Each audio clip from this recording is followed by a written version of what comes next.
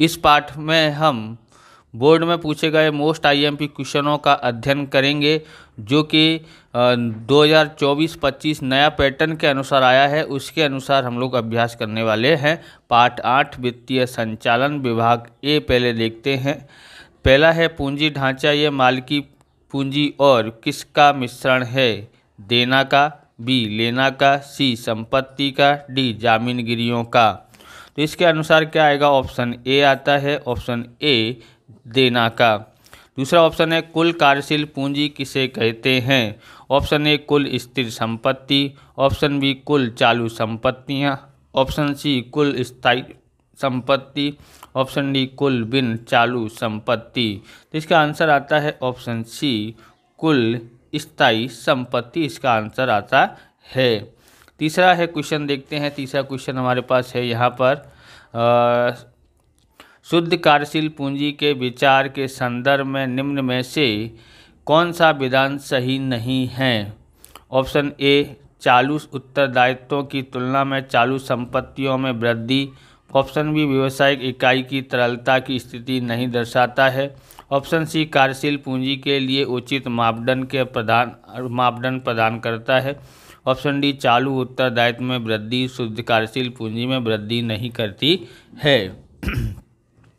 इसका option B आता है, ऑप्शन बी व्यवसायिक इकाई की तरलता की स्थिति नहीं दर्शाता है। चौथा क्वेश्चन देखते हैं। आप इस प्रकार के वीडियो देखना चाहते हैं तो डिस्क्रिप्शन में आपको इसके सभी पाठों का सॉल्यूशन मिल जाएगा, मोस्ट आईएमपी। और आने वाले भविष्य में हम लोग डिस्क्रिप्शन में आपको सभी विषयों की आईएमपी देने की कोशिश करेंगे जो बोर्ड में पूछे गए हैं, आप पूछे जा सकते हैं ऐसे क्वेश्चनों का। तो चैनल पर नए, चैनल को सब्सक्राइब करें, बेल आइकन दबाएं और वीडियो को ज़्यादा से ज़्यादा लाइक और शेयर करते रहें, क्योंकि हिंदी मीडियम का एकमात्र चैनल है जो लगातार आपके लिए ये काम कर रहा है। इसे ज़्यादा से ज़्यादा शेयर करें और लाइक करते रहें। चौथा क्वेश्चन है स्थायी पूंजी के संदर्भ में कौन सा विधान सही है?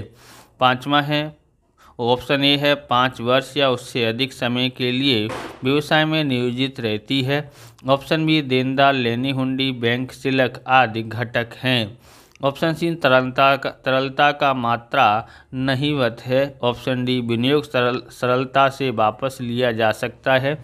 तो इसका आंसर आएगा ऑप्शन सी तरलता का मात्रा नहीवत है। पांचवा है अधिकतम संपत्ति का अभिगम में किसको मापदंड के रूप में लिया जाता है? ट्रेंडिंग क्वेश्चन चल रहा है ये, इसलिए इसको जरूर तैयार करना। ऑप्शन ए हिसाबी लाभ, ऑप्शन बी नगद प्रवाह, ऑप्शन सी शुद्ध लाभ, ऑप्शन डी कच्चा लाभ। तो इसका आंसर आता है ऑप्शन बी नगद प्रवाह। छठा है जो बोर्ड में पूछा गया 21 में मई 21 में, मार्च 2023 में और 24 में पूछा गया है। अधिकतम संपत्ति के उद्देश्य को दूसरे किस नाम से जाना जाता है? ऑप्शन ए सामाजिक कल्याण, ऑप्शन बी पूंजी विनियोग, ऑप्शन सी शुद्ध वर्तमान मूल्य, ऑप्शन डी इक्विटी व्यापार। बराबर, आप वो चाहें तो इसका जवाब आप दे सकते हैं ऑप्शन देख करके पहले, मेरे से बोलने से पहले, तो कमेंट में करते रहना। तो ऑप्शन सी इसका आंसर आता है शुद्ध वर्तमान मूल्य। क्वेश्चन नंबर 7वां है अधिकतम संपत्ति का अभिगम किस विचार पर आधारित है? मार्च 2018 में पूछा गया क्वेश्चन है। ऑप्शन ए लाभदायकता, ऑप्शन बी सामाजिक दायित्व, ऑप्शन सी संपत्ति का कुल वर्तमान मूल्य, ऑप्शन डी नगद प्रवाह। तो इसका नगद प्रवाह ऑप्शन डी इसका आंसर आता है। 8वां देखते हैं यहाँ पर हम लोग। 8वां है वित्तीय संचालन का किसके साथ संबंध है? मार्च 2018 और 23 में पूछा गया क्वेश्चन है। ऑप्शन ए वित्त कार्य, ऑप्शन बी वित्त बाजार, ऑप्शन सी पूंजी बाजार, ऑप्शन डी अंश बाजार। 9वां क्वेश्चन है विनियोग संबंधित निर्णय अर्थात क्या? मार्च 2020 में पूछा गया क्वेश्चन है। ऑप्शन ए पूंजी लागत। बराबर, इसके अंदर आंसर क्या आएगा? 8वीं में आंसर आएगा ऑप्शन ए वित्त कार्य आता है। 9वीं में देखते हैं हमारे पास विनियोग संबंधित निर्णय अर्थात क्या? मार्च 2020 में पूछा गया है। पहला है पूंजी लागत, ऑप्शन बी पूंजी बजटिंग, ऑप्शन सी पूंजी ढांचा, ऑप्शन डी लाभ का पुनः विनियोग। तो ऑप्शन बी आएगा पूंजी बजटिंग, इसका आंसर आता है। अगला देखते हैं 10वां है इक्विटी और ऋण की उचित मात्रा वाली ढांचा अर्थात खाली जगह, मार्च 2019 में पूछा गया क्वेश्चन है। ऑप्शन ए अनुकूलतम पूंजी ढांचा, ऑप्शन बी सरल पूंजी ढांचा, ऑप्शन सी कार्यशील पूंजी ढांचा, ऑप्शन डी प्रमाणानुसार पूंजी ढांचा। इसके अंदर क्या आता है? ऑप्शन ए आता है अनुकूलतम पूंजी ढांचा। अगला देखते हैं 11वां पूंजी ढांचे के कितने प्रकार हैं? जुलाई 2020, अगस्त 2020, मार्च 2022 में पूछा गया क्वेश्चन है। और इनके अलावा यहाँ पर देखेंगे जुलाई 18, 19, 22, अगस्त 20, मार्च 20 और मार्च 22 में पूछा गया क्वेश्चन है। देखो बहुत बार पूछा गया, मोस्ट आईएमपी है, तो इसका ऑप्शन सी आता है 4। कितने हैं पूंजी ढांचे के कितने प्रकार हैं? 4 प्रकार हैं। 12वां है डिविडेंड कौन सी पूंजी पर चुकाया जाता है? ए भरपाई हुई पूंजी, और बी अधिकतर पूंजी, सी प्राथमिक पूंजी और डी कार्यशील पूंजी। तो इसमें क्या आंसर आता है? तो इसमें 12वें में आंसर आएगा ऑप्शन ए भरपाई पूंजी, भरपाई हुई पूंजी। क्वेश्चन नंबर 13 है विदेशी विनियोग संस्था को उसका पंजीकरण किसके पास करवाना पड़ता है? जुलाई 2019, अगस्त 20 और मार्च 22 और 24 में पूछा गए क्वेश्चन है। ऑप्शन ए देखते हैं कंपनी रजिस्ट्रार के पास में, ऑप्शन बी न्यायालय के पास में, सी शेयर बाजार में, या सेबी के पास। तो ऑप्शन डी आता है सेबी के पास। 14वां है चालू उत्तरदायित्व की तुलना में चालू संपत्ति की वृद्धि अर्थात खाली जगह, जुलाई 2018 और 22 में पूछा गया क्वेश्चन है। ओके, तो यहाँ पर ऑप्शन ए आता है सकारात्मक कार्यशील पूंजी, बी नकारात्मक कार्यशील पूंजी, सी सर्वभर कार्यशील पूंजी, डी कुल कार्यशील पूंजी। इसमें ऑप्शन ए आता है सकारात्मक कार्यशील पूंजी। विभाग बी में देखते हैं, यहाँ पर विभाग बी में कुछ क्वेश्चन हैं आएंगे। तो यहाँ पर शेयर होल्डर की डिविडेंड किस स्वरूप में चुकाया जाता है? तो मार्च 2018, मई 2021 में पूछा जाता है। यहाँ पर देखेंगे कंपनी कानून अनुसार शेयर अंश होल्डर को डिविडेंड किस स्वरूप में चुका सकते हैं? जुलाई 2018 में पूछा गया है। उत्तर है कंपनी कानून अनुसार शेयर होल्डर को डिविडेंड नगद चेक स्वरूप में चुका सकते हैं। दूसरा है जामीनगिरी को निर्गमित करके पूंजी कोष प्राप्त करने वाली कंपनी को किस प्रकार के शेयर निर्गमित करने पड़ते हैं? मार्च 2019 में पूछा गया है। उत्तर है जामीनगिरी को निर्गमित करके पूंजी कोष प्राप्त करने वाली कंपनी को इक्विटी शेयर निर्गमित करने ही पड़ते हैं। 8वां है कौन सी जामीनगिरी निर्गमित करने का खर्च प्रमाण में कम आता है? मार्च 2020, 23, 24 और मई 2021 में पूछा गया है। उत्तर है डिबेंचर जामीनगिरी निर्गमित करने का खर्च प्रमाण में कम आता है। चौथा है स्थिर पूंजी के कौन से घटक हैं? जुलाई 2019 और अगस्त 2020 में पूछा गया क्वेश्चन है। उत्तर है स्थिर पूंजी के घटकों में जमीन, मकान, प्लांट, यंत्र, वाहनों और कर्मचारियों का समावेश होता है। 5वां है वित्तीय संचालन किन वित्तीय निर्णयों को लेने से संबंधित है? उत्तर है पहला वित्तीय संबंधित निर्णय, दूसरा वित्तीय संबंधी निर्णय, तीसरा है डिविडेंड संबंधी निर्णय।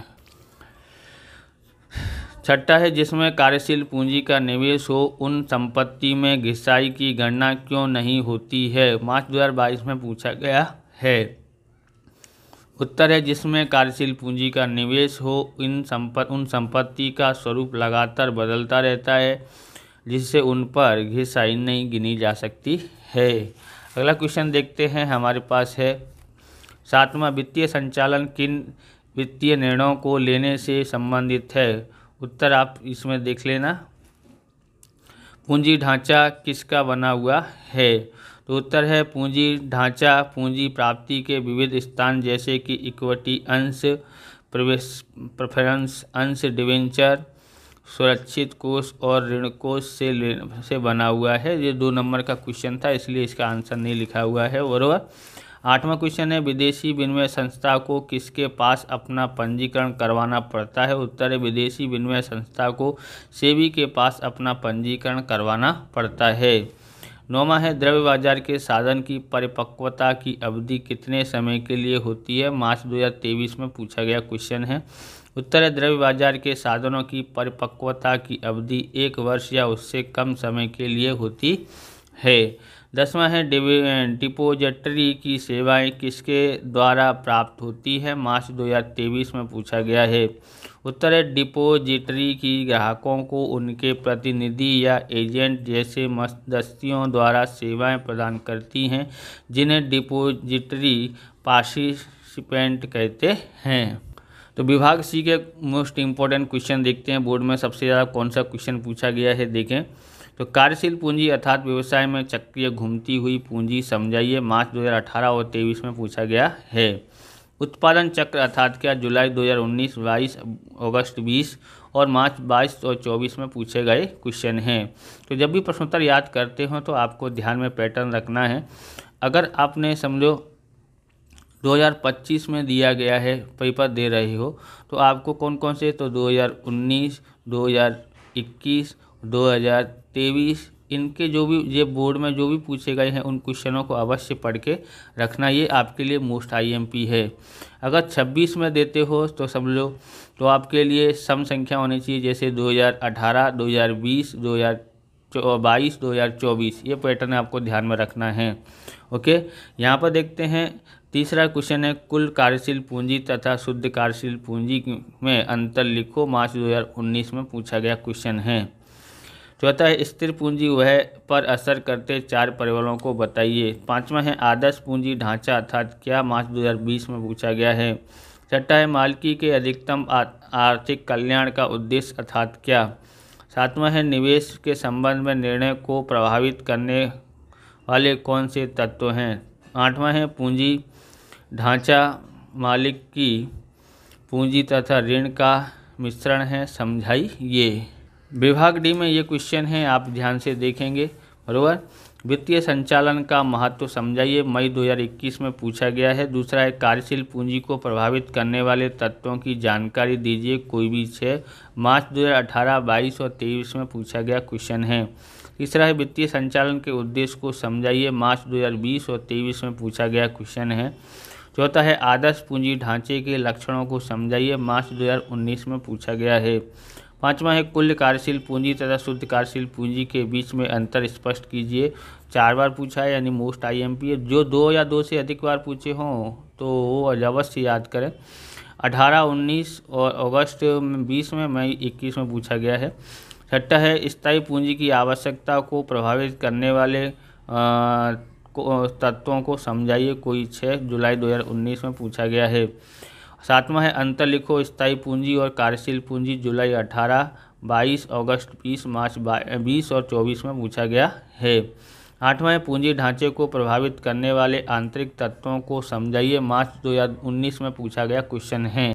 तो विभाग ई में इसमें से कोई क्वेश्चन आने वाला नहीं है, विभाग डी में ही से ही आने वाले हैं, डी तक, यानी ए बी सी डी तक ही आएंगे। डी ई में इसका कोई क्वेश्चन नहीं आने वाला है, इसलिए बहुत बड़े बड़े प्रश्न और आपको याद करने की ज़रूरत नहीं है। इस प्रकार से ये वीडियो पूरा होता है। अगर आपको हमारा वीडियो अच्छा लगे तो लाइक करें, शेयर करें, कॉमेंट करें, चैनल पर नए चैनल को सब्सक्राइब करें। मिलते हैं नेक्स्ट वीडियो में।